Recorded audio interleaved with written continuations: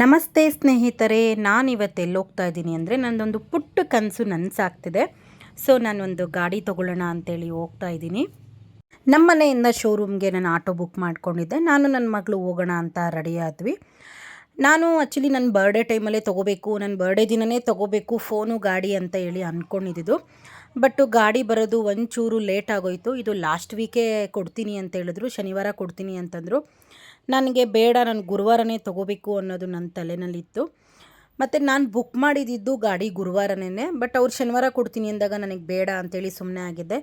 ಇದನ್ನು ನಾನು ಗುರುವಾರ ಸಂಜೆ ಆಫೀಸೆಲ್ಲ ಮುಗಿಸ್ಕೊಂಡು ಹೋಗಿ ತೊಗೊಂಡು ಬಂದಿದ್ದು. ಬಟ್ ಇದು ನೋಡೋರ ಕಣ್ಣಿಗೆ ಏನು ಮಹಾ ಒಂದು ಗಾಡಿದು ಅಂತ ಅಂದ್ಕೋಬೋದು, ಬಟ್ ನನಗಿದೇ ದೊಡ್ಡದು. ಯಾಕಂದರೆ ನಾನು ತುಂಬ ಕಷ್ಟಪಟ್ಟು ತೊಗೊಂಡಿರೋ ಗಾಡಿ ಇದು. ಕೆಲವೊಂದಷ್ಟು ಜನಕ್ಕೆ ಅಯ್ಯೋ ಏನೊಂದು ಮಹಾ ಗಾಡಿ, ಏನು 1,20,000-30,000 ಕೊಟ್ಟರೆ ಬರುತ್ತೆ ಅನ್ನೋ ಥರ ಮಾತಾಡೋರು ಇದ್ದಾರೆ. ಬಟ್ ಆದರೆ ನನಗೆ ಇದು ಒಂದು ತುಂಬ ದೊಡ್ಡದೇನೇನೆ. ಯಾಕೆ ಅಂತಂದರೆ ನಾವು ಕಷ್ಟಪಟ್ಟು ಏನೋ ಒಂದು ತೊಗೊಂಡಿದ್ದೀವಿ ಅಂತಂದರೆ ಅದು ತೊಗೊಂಡಿರೋರಿಗೆ ಅಷ್ಟೇ ಅದ್ರ ವ್ಯಾಲ್ಯೂ ಗೊತ್ತಿರುತ್ತೆ. ಈಗ ಎಷ್ಟೋ ಜನಗಳು ಅನ್ಕೋತಿರ್ತಾರೆ ಗಾಡಿ ತೊಗೋಬೇಕು, ಅದು ತೊಗೋಬೇಕು, ಇದು ತೊಗೋಬೇಕು ಅಂತ. ಬಟ್ ಕಾಲನೇ ಕೂಡು ಬಂದಿರಲ್ಲ. ಅದರಲ್ಲೂ ನಾನು ಒಬ್ಬಳು, ಯಾಕಂದರೆ ನನ್ನ ಹತ್ರ ಗಾಡಿ ಇತ್ತು ಇದಕ್ಕಿಂತ ಮುಂಚೆ, ಇಲ್ಲ ಅಂತಲ್ಲ. ಬಟ್ ಆ ಗಾಡಿ ತೊಗೊಂಡು ನಾನು 7 ವರ್ಷ ಆಗಿತ್ತು. ಬಟ್ ಅದೇನೋ ಒಂಥರ ನನಗೆ ಲಕ್ಕು, ನಾನು ಅಂದ್ಕೊಂಡೇ ಇರಲಿಲ್ಲ ಹೊಸ ಗಾಡಿ ತೊಗೋಬೇಕು ಅನ್ನೋದು ನನ್ನ ತಲೆಯಲ್ಲಿ ಇರಲಿಲ್ಲ. ಬಟ್ ನನ್ನ ಮಗಳಂದ್ಲು, ಮಮ್ಮಿ ನೀವು ಯಾಕೆ ಹೊಸ ಗಾಡಿ ತೊಗೋಬಾರ್ದು ಅಂತ ಹೇಳಿದಾಗ ಸರಿ ಆಯಿತು. ಯಾವಾಗಲೂ ಅಷ್ಟೇ ನಾನು ಏನಾದರೂ ಒಂದು ತೊಗೊಂಡ್ರೆ ಆ ಒಂದು ಮೆಮೊರೀಸ್ ಉಳಿಬೇಕು. ಆ ಥರ ಒಂದು ದಿನಗಳಲ್ಲಿ ಏನಾದರೂ ಸ್ಪೆಷಲ್ ಡೇ ಇರುತ್ತಲ್ಲ, ಆ ಟೈಮಲ್ಲೇ ತೊಗೊಳ್ಳೋದು. ಒಂದು ನನ್ನ ಮಗಳ ಬರ್ಡೇ ಟೈಮಲ್ಲಿ ನಾನು ಏನಾದರೂ ತೊಗೋತೀನಿ, ಇಲ್ಲಾಂದರೆ ನನ್ನ ಬರ್ಡೇ ಟೈಮಲ್ಲಿ ತೊಗೋತೀನಿ. ನಾನು ಇದಕ್ಕೆ ಮುಂಚೆ ನಾನು 30ನೇ ವರ್ಷ ಬರ್ತ್ಡೇ ಸೆಲೆಬ್ರೇಷನ್ ಮಾಡಿದಾಗ ಆವಾಗ ಒಂದು ಸ್ವಲ್ಪ ಒಡವೆ ತೊಗೊಂಡಿದ್ದೆ. ಸೊ ನಾನು ಅದೊಂದು ಮೆಮೊರೀಸ್, ಯಾವಾಗಾದರೂ ನಾನು ಆ ಒಡವೆ ಎಲ್ಲ ನೋಡಿದಾಗ ಓಹ್ ನಾನು 30ನೇ ವರ್ಷ ಬರ್ತ್ಡೇನಲ್ಲಿ ತೊಗೊಂಡಿದ್ದೆ ಅನ್ನೋದು ನನ್ನ ತಲೆಯಲ್ಲಿರುತ್ತೆ. ಈ ವರ್ಷ ಅಂತೂ ಗಾಡಿ ಫೋನು ತೊಗೋಬೇಕು ಅಂತ ಆಲ್ರೆಡಿ ನನ್ನ ತಲೆಯಲ್ಲಿ ಇಟ್ಕೊಂಡಿದ್ದೆ. ಬಟ್ ಒಂಚೂರು ಗಾಡಿ ತೊಗೊಳೋದು ಒಂಚೂರು ಲೇಟ್ ಆಗೋಯ್ತು ಅಷ್ಟೇ. ಫೋನ್ ಮಾತ್ರ ನಾನು ಬೇಗ ತೊಗೊಂಡೆ, ಗಾಡಿ ಒಂಚೂರು ಲೇಟ್ ಆಯಿತು. ಲೇಟ್ ಆದ್ರೂ ಬಟ್ ನನಗೆ ಈ ಕಲರ್ ಆಗಿಬರುತ್ತೋ ಇಲ್ವೋ ಅಂತ ಸ್ವಲ್ಪ ಡೌಟ್ ಇತ್ತು. ಯಾಕಂದರೆ ನಾನು ಹಳೆ ಗಾಡಿ ಇರೋದು ಬ್ಲೂ ಕಲರು. ನಾನು ಒಂದು ಗುರುಗಳ ಹತ್ರ ಕೇಳಿಬಿಟ್ಟು ನಾನು ಈ ಕಲರು ತೊಗೊಂಡಿರೋದು. ನನ್ನ ರಾಶಿಗೆ 3 ಕಲರ್ ಕೊಟ್ಟಿದ್ದರು. ಒಂದು ಯೆಲ್ಲೋ ಕಲರು, ಇನ್ನೊಂದು ಗ್ರೇ ಕಲರು, ಇನ್ನೊಂದು ರೆಡ್ ಕಲರು ಅಂತೇಳಿ. ಯೆಲ್ಲೋ ಕಲರು ಸ್ಟಾಕ್ ಇಲ್ಲ ಅಂದರು. ಗ್ರೇ ಕಲರ್ ಏನೋ ನನಗೆ ಒಂದು ಸ್ವಲ್ಪ ಅದು ಬ್ಲ್ಯಾಕ್ ಥರ ಕಾಣಿಸ್ಬಿಡ್ತು. ಸೊ ನಾನು ಅದನ್ನು ತೊಗೊಂಡಿಲ್ಲ.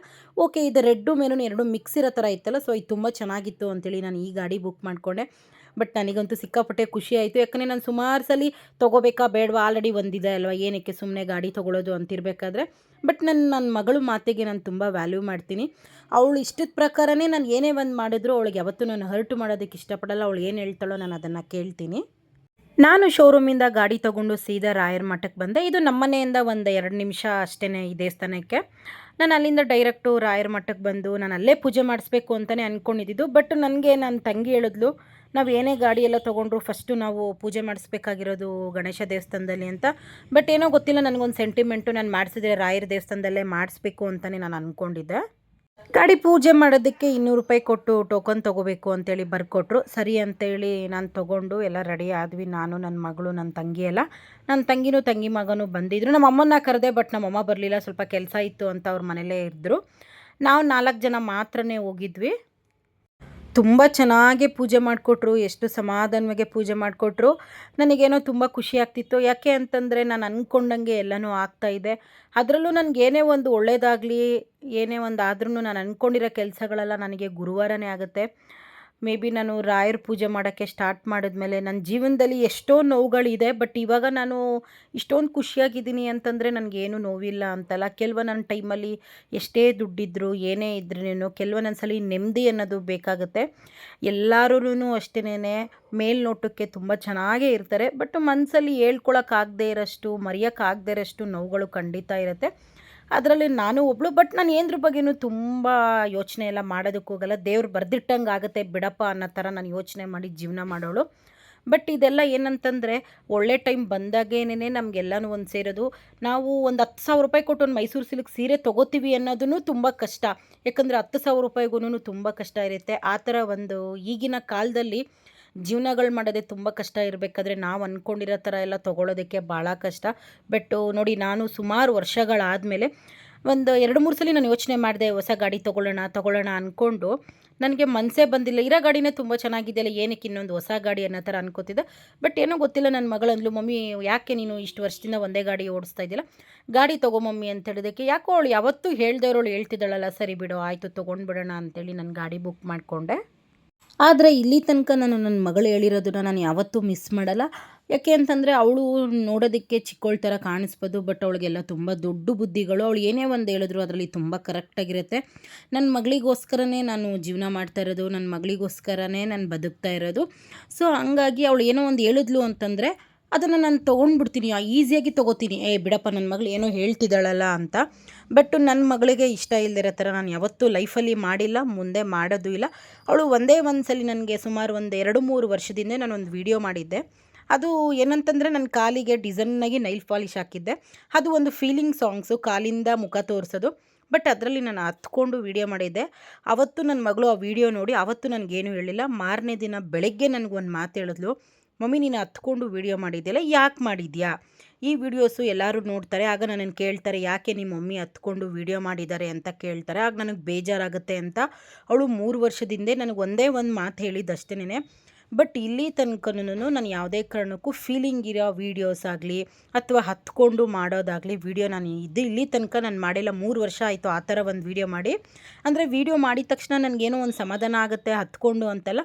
ಬಟ್ ಅದೇನೋ ಸಾಂಗ್ ತುಂಬ ಚೆನ್ನಾಗಿತ್ತು, ಅದನ್ನು ಬೇರೆಯವ್ರು ಅದೇ ಥರ ಮಾಡಿದರು, ನಾನು ಮಾಡೋಣ ಅನ್ನೋ ಒಂದು ರೀಸನ್ಗೆ ಮಾಡಿದೆ. ಅದು ಜಸ್ಟ್ ನಾನು ಆ್ಯಕ್ಟ್ ಮಾಡಿದೆ ಹಳೋ ಥರ. ಬಟ್ ಅದು ನನ್ನ ಮಗಳಿಗೆ ತುಂಬ ಹರ್ಟ್ ಆಯ್ತು ಅವತ್ತು. ಸೊ ಹಂಗಾಗಿ ನಾನು ಆ ಥರ ಫೀಲಿಂಗ್ಸ್ ವೀಡಿಯೋಗಳು ಮಾಡೋದೇ ಬಿಟ್ಬಿಟ್ಟಿದ್ದೀನಿ. ಯಾಕೆ ಅಂದರೆ ನಮ್ಮ ಜೀವನದಲ್ಲಿ ಮಕ್ಕಳಿಗಿಂತ ನಮಗೆ ಬೇರೆ ಏನೂ ಇರಲ್ಲ. ಅದರಲ್ಲೂ ಒಂದೊಂದೇ ಮಕ್ಕಳನ್ನ ಇಟ್ಕೊಂಡಿರೋರಿಗೆ ತುಂಬಾ ಸೆಂಟಿಮೆಂಟ್ ಇರುತ್ತೆ. ಬಟ್ ನನಗಂತೂ ತುಂಬಾ ಇದೆ.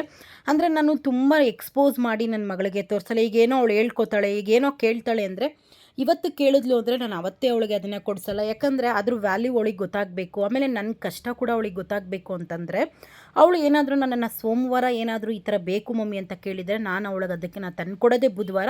ಯಾಕಂದರೆ ಯಾವಾಗಲೂ ಅಷ್ಟೇ 1 ದಿನ 2 ದಿನ ಕಾಯಿಸಿನೇ ಅದನ್ನು ತಂದುಕೊಡ್ಬೇಕು. ಈಸಿಯಾಗಿ ತೊಗೊಂಡೋಗಿ ಮಕ್ಕಳಿಗೆ ಕೊಟ್ಬಿಟ್ರೆ ಅದ್ರ ಬೆಲೆ ಗೊತ್ತಾಗಲ್ಲ. ಈಗಿನ ಕಾಲದ ಮಕ್ಕಳಿಗೆ ಏನಂದರೆ ಕಷ್ಟ ಗೊತ್ತಿಲ್ಲದೆ ಸಾಕ್ಬಿಡ್ತಾರೆ, ಅದರಲ್ಲಿ ನಾನೂ ಒಬ್ಬಳು. ಬಟ್ ನನ್ನ ಪ್ರಕಾರ ಮಕ್ಕಳಿಗೆ ಕಷ್ಟ ತಿಳಿಸ್ಬೇಕು.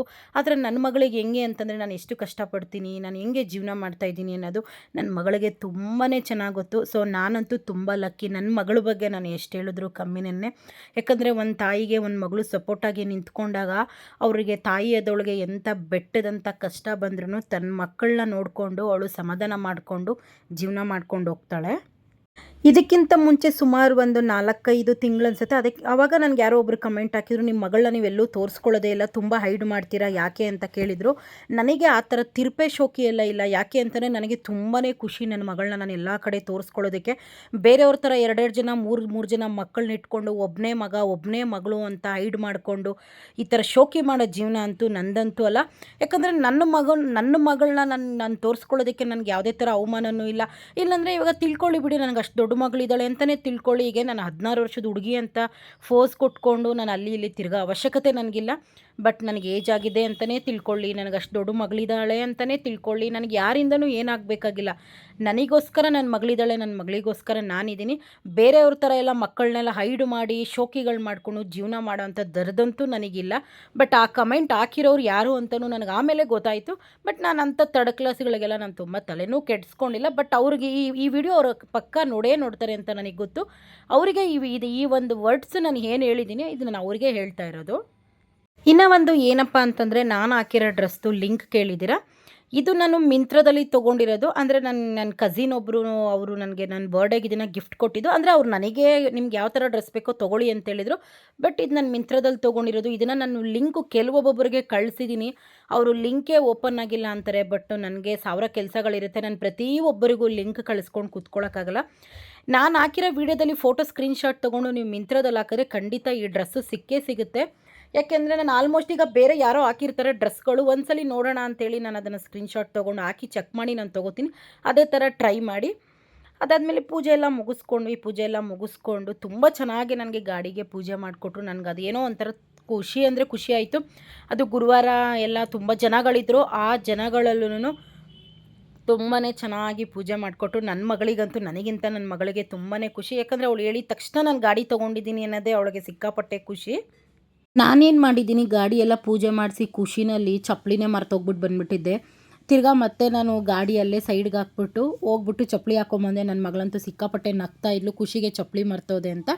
ಅದೆಲ್ಲ ಆದಮೇಲೆ ಇದು ನನ್ನ ಫೋನ್ದು ಇದು ಲಾಸ್ಟು ವಿಡಿಯೋ, ಅಂದರೆ ಒಂದು ವೀಕದು ಹಿಂದೆದು. ಬಟ್ ಎರಡು ಒಟ್ಟಿಗೆ ಹಾಕೋಣ, ಯಾಕಂದರೆ ನಮಗೆ ನಾವು ಏನಾದರೂ ಗಿಫ್ಟ್ ತೊಗೊಂಡಾಗ ಅದರಲ್ಲಿ ಆಗೋ ಖುಷಿ ಬೇರೆ ಯಾವುದ್ರಲ್ಲೂ ಆಗೋಲ್ಲ.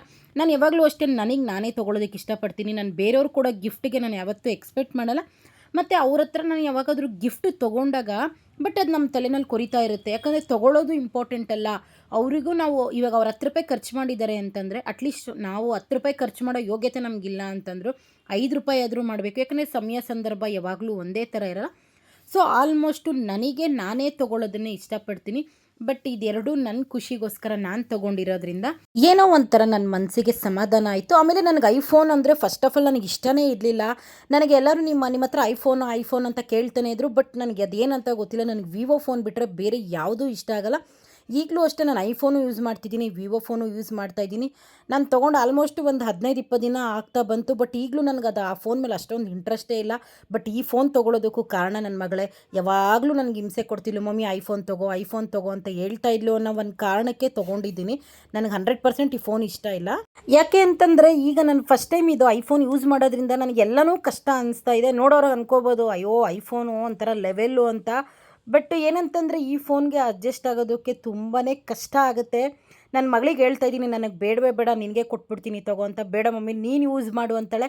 ಬಟ್ ನನಗೆ ಮೊದಲಿಂದನೂ ಏನಂತಂದರೆ ಅದು ಏನೇ ಒಂದು ಕಾಸ್ಟ್ಲಿದಾಗಿರೋ ಅದು ಫಸ್ಟು ನನ್ನ ಮಗಳೇ ಯೂಸ್ ಮಾಡಬೇಕು ಅನ್ನೋದೇ ಆಸೆ. ಬಟ್ ಅವಳು ಹೆಂಗೆ ಅಂತಂದರೆ ಉಲ್ಟಾ ಎಲ್ಲನೂ ಇಲ್ಲ, ಏನೋ ಒಂದು ಇವಾಗ ತುಂಬ ಫೇಮಸ್ ಇರುತ್ತೆ, ಒಂದು ಡ್ರೆಸ್ ಆಗ್ಬೋದು, ಒಂದು ಗಾಡಿ ಆಗ್ಬೋದು, ಫೋನ್ ಆಗ್ಬೋದು. ಬಟ್ ಅವಳು ಏನು ಆಸೆ ಪಡ್ತಾಳೆ ಅಂದರೆ ಅದನ್ನು ನಾನೇ ಫಸ್ಟ್ ಯೂಸ್ ಮಾಡಬೇಕು ಅಂತ ನನ್ನ ಮಗಳು ಆಸೆ ಪಡ್ತಾಳೆ. ಬಟ್ ಈ ನಿಜ ಹೇಳ್ತೀನಿ, ನನಗೆ ನನ್ನ ವಿವೋ ಫೋನ್ ಮುಂದೆ ಐಫೋನ್ ನನಗೆ ಡಮ್ಮಿ ಅಂತಲೇ ಅನಿಸುತ್ತೆ. ಯಾಕೆಂದರೆ ಇದರಲ್ಲಿ ಒಂದು ಟ್ರೂ ಕಲರ್, ಪ್ರತಿ ಒಂದಕ್ಕೂ ಟ್ರೂ ಕಲರು ದುಡ್ಡು ಕೊಟ್ಟು ತೊಗೋಬೇಕು. ನಾನು ಇಲ್ಲಿ ತನಕ ನನ್ನ ಐಫೋನಲ್ಲಿ ಟ್ರೂ ಕಲರ್ ಡೌನ್ಲೋಡೇ ಮಾಡ್ಕೊಂಡಿಲ್ಲ. ಯಾಕಂದರೆ ಸುಮ್ಮನೆ ಅದಕ್ಕೆ ಬೇರೆ ದುಡ್ಡು ದಂಡ ಮಾಡಬೇಕು. ಈ ಫೋನ್ ತೊಗೊಂಡಿರೋದು 1,20,000 ಅಲ್ಲದೆ ಅದಕ್ಕೂ ದುಡ್ಡು ಪೇ ಮಾಡಬೇಕು ಅಂತ ನಾನು ಟ್ರೂ ಕಲರ್ ಡೌನ್ಲೋಡೇ ಮಾಡ್ಕೊಂಡಿಲ್ಲ. ಬಟ್ ಏನು ಮಾಡೋಕ್ಕಾಗಲ್ಲ. ನನಗೇನೇ ಕಷ್ಟ ಆದರೂ ನನ್ನ ಮಗಳಿಗೋಸ್ಕರ ನಾನು ಎಲ್ಲನೂ ಅಡ್ಜಸ್ಟ್ ಮಾಡ್ಕೋತೀನಿ. ಅದು ಫೋನೇ ಅಲ್ಲ, ಅದು ಏನೇ ವಿಷಯ ಆದ್ರೂ ಅಷ್ಟೇ ನನ್ನ ಮಗಳ ಖುಷಿನ ನನ್ನ ಖುಷಿ. ಸೊ ನಿಮಗೆಲ್ಲ ಈ ವಿಡಿಯೋ ಇಷ್ಟ ಆಗುತ್ತೆ ಅನ್ಕೋತೀನಿ. ಇಷ್ಟ ಆಗಿದೆ ಸಪೋರ್ಟ್ ಮಾಡಿ. Thank you. Love you all.